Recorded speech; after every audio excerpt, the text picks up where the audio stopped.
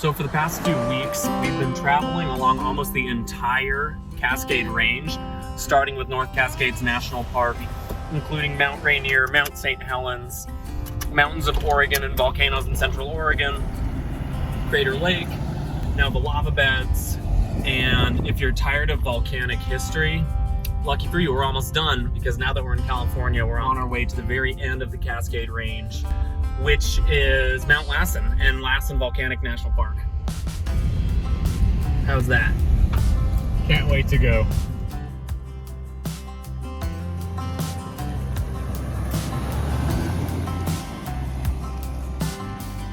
Hi everybody. Today we are doing something I didn't expect to do for actually a pretty long time. We are going back to California. But just to keep it a little bit interesting, this is definitely not a part of California that you may have ever seen or even heard about. This is like the northern part of northern NorCal, and it doesn't look like California. Yeah, it's gorgeous up here. This is true northern California. So if you've never been to this part of Northern California, there's some cool stuff that should be on your list in 2020 or any other year. First, we're checking out Lava Beds National Monument. This is another one of my hometown national park sites.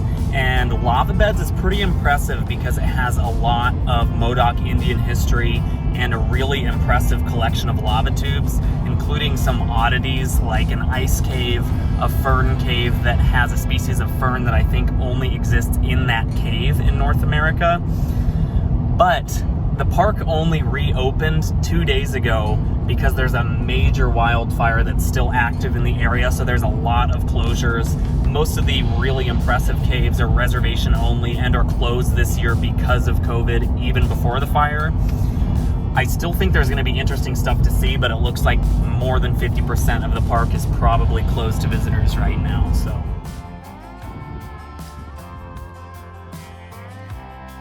We'll be here till 4, but everything else is open. Okay, so I just brushed up on a little detail from the park map.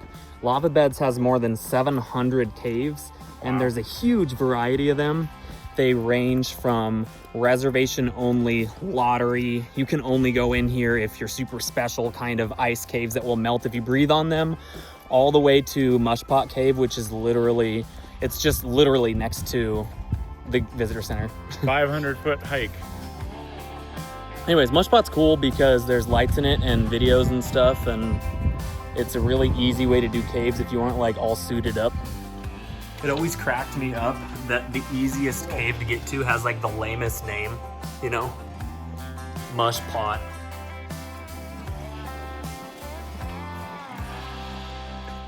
Much warmer. Pretty fun. In my opinion, Lava Beds I think is one of the more fun national monuments with so much stuff to do, even after a fire, right? Yeah, I mean, it was pretty cool. Now we only have 698 caves to go. Yeah. Okay, just in case you were bored of caves, Lava Beds actually has a bunch of other stuff of historical significance around here, including the Modoc War history. There's also a bunch of petroglyphs around the area that are part of the National Monument, and also one of the World War II internment camps relocation centers for Japanese Americans is located in Tule Lake, which is part of the system too. So clearly lots of interesting stuff to go and learn about and see in the area too. Here's one again.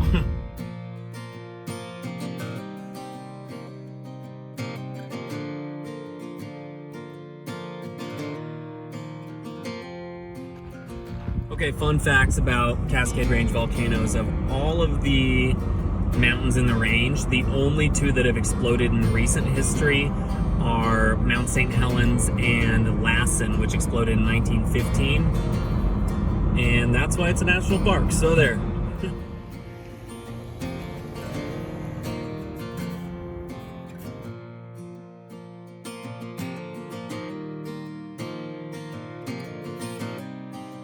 But I feel like after St. Helens, it's like, well, okay, this is kind of, you know, modest, right?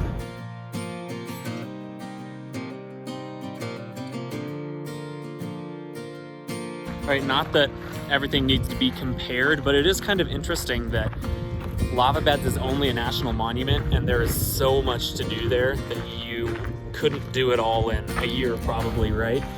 But something to remember is that the national park was actually formed while the volcano was still erupting until like 1921. Huh. Yeah, it's a big alpine area, but it's got some really gorgeous things too. Taking the opportunity to go see some more weird volcanic stuff while we're here, right? Yeah.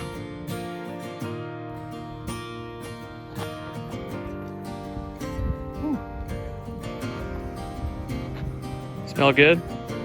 Yeah, it smelled better. I smelled worse.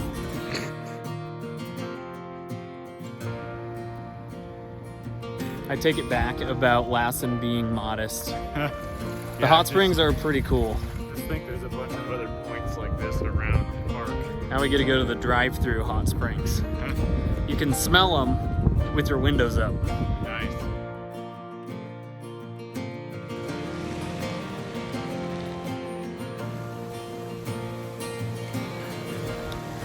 Maybe this is dumb of me, but usually when I go to a national park, I get like the sense of awe, even if it's something like hiking down Fleetwood Cove or just seeing a really nice view of Rainier. And I've been here before, and I kind of thought that that didn't really happen as much at Lassen, but weirdly, the hike made it worth it. It almost looked artificial, just the colors and the textures and the boiling mud pots and everything. It was pretty interesting to see. And it's at like 8,000 or 9,000 feet, Yeah. 8,000 feet, nearly on the top of a volcano. Today, I swear we are trying to get into California's most exclusive club in 2020. It's called Yosemite National Park.